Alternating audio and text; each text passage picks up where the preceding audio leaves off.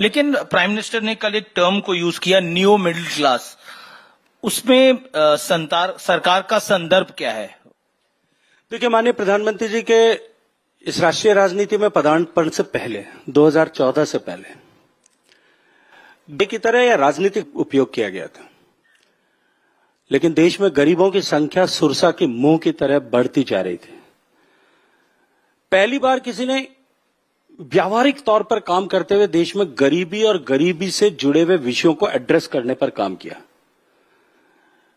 योजनाओं का ही केवल निर्माण की नहीं किया, अपितु योजनाओं को 100% सैचुरेशन के दृष्टिकोण से धरातल पर उतारा। जी, मूलभूत आवश्यकताओं की, मूलभूत विषयों की चुनौती से जूझते हुए समाज को उनसे बाहर निकाल करके देश के लिए एक असेट साइड में ला करके खड़ा किया, और उसका परिणाम था नीति आयोग के आंकड़े उठा करके देख लें, वर्ल्ड बैंक के आंकड़े उठा करके देख लें, देश की दूसरी, दुनिया के दूसरे इकोनॉमी का एनालिसिस करने वाले ऐसे सारे ऑर्गेनाइजेशंस और इंस्टीट्यूट्स के आंकड़ों को उठा करके देख लें, मीडिया के वर्टिकल्स पे उठा करके देख लें।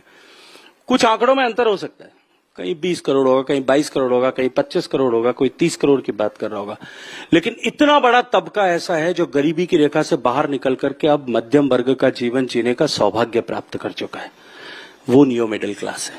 तो that is aspiring class of our country. Okay, आप कह रहे हैं जो मिडिल क्लास और एक दूसरी क्लास के बीच में वो न्यू मिडिल क्लास है? नहीं जी, नई कोई क्लास नहीं है। मिडिल क्लास में जो नए लोग एंटर हुए हैं, that is new middle class.